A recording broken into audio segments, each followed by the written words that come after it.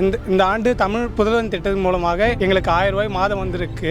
அதனால எங்களுக்கு வந்து ரொம்ப யூஸ்ஃபுல்லாக இருக்குது. இப்போ இந்த திட்டம் வந்ததுனால இப்போ எனக்கு காலேஜில் ஃபீஸ் கட்டணும் அப்படின்னாலும் இந்த ஒரு 1000 மாதம் 1000 வரதுனால எங்களுக்கு வந்து கொஞ்சம் பேர்டன் குறைஞ்சிருக்கு. வந்து எங்களுக்கு வந்து இயர்லி வந்து 20,000 வந்து செமஸ்டர் ஃபீஸ் வருது. அதில் வந்து நாங்கள் மந்த்லி வரதுனால சேவிங்ஸில் நாங்கள் இந்த இதை பே பண்ணிடுறோம், காலேஜ் ஃபீஸ் பே பண்ணிடுறோம். நான் வந்து பிஎஸ்சி கம்ப்யூட்டர் சயின்ஸ் படிக்கிறேன். அவர் கொடுத்த ஒன்று உதவியாக இருக்குது. வீட்டில் விவசாயம் பார்க்குறாங்க, எங்கள் அம்மாவும் விவசாயம் தான், எனக்கு அக்கா தங்கச்சி இருக்கிறாங்க. அதனால் கொஞ்சம் யூஸ்ஃபுல்லாக இருக்குது.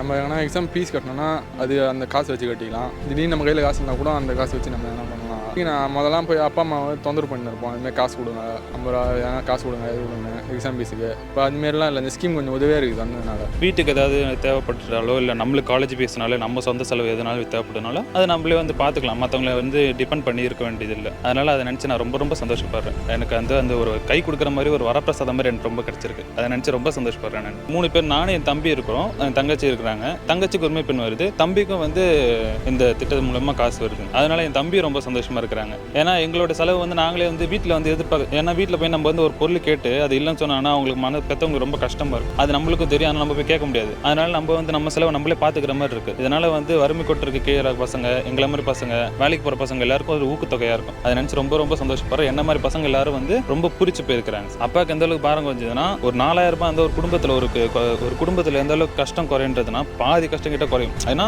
நம்மள மாதிரி இருக்கிற குடும்பங்கள்லாம் வந்துன்னா கொஞ்சம் பார்த்து செலவு பண்ணுவோம். அப்போ வந்து இந்த மாதிரி 4000 மாதம் 4000 வருதுனாலே அது வந்து ஒரு ஊக்கத்தொகையாக இருக்கிறதுனால நம்மளுடைய பாரம்லாம் கொஞ்சம் குறைஞ்ச மாதிரி ஆகிடுங்க சார். அது வந்து நம்ம வந்து ஒரு பயம் இருக்காது, இந்த காசு இருக்குது, இதை வச்சு நம்ம மேனேஜ் பண்ணிக்கலாம், காசு பயப்பட தேவையில்லை. அந்த மாதிரி வந்து ஒரு நிம்மதி இருக்குது அப்பாவுக்கு. ஒரு பாரம் குறைஞ்ச மாதிரி, ஒரு சொம்ம குறைஞ்ச மாதிரி இருக்குது. நம்மளால சொம்ம குறைஞ்ச மாதிரி இருக்குது எங்கள் அப்பாவுக்கு. இந்த மாதிரி எல்லா பசங்களையும் மனசில் வச்சுக்கிட்டு திட்டத்தை வந்து ஏற்படுத்தி கொடுத்த முதல்வையாவுக்கு ரொம்ப நன்றி, மனமார்ந்த நன்றிங்க. எங்கள் குடும்பத்தோடு சேர்த்து என்னோட நன்றி ரொம்ப நன்றி அதை சமர்ப்பிச்சுக்கிறேன்.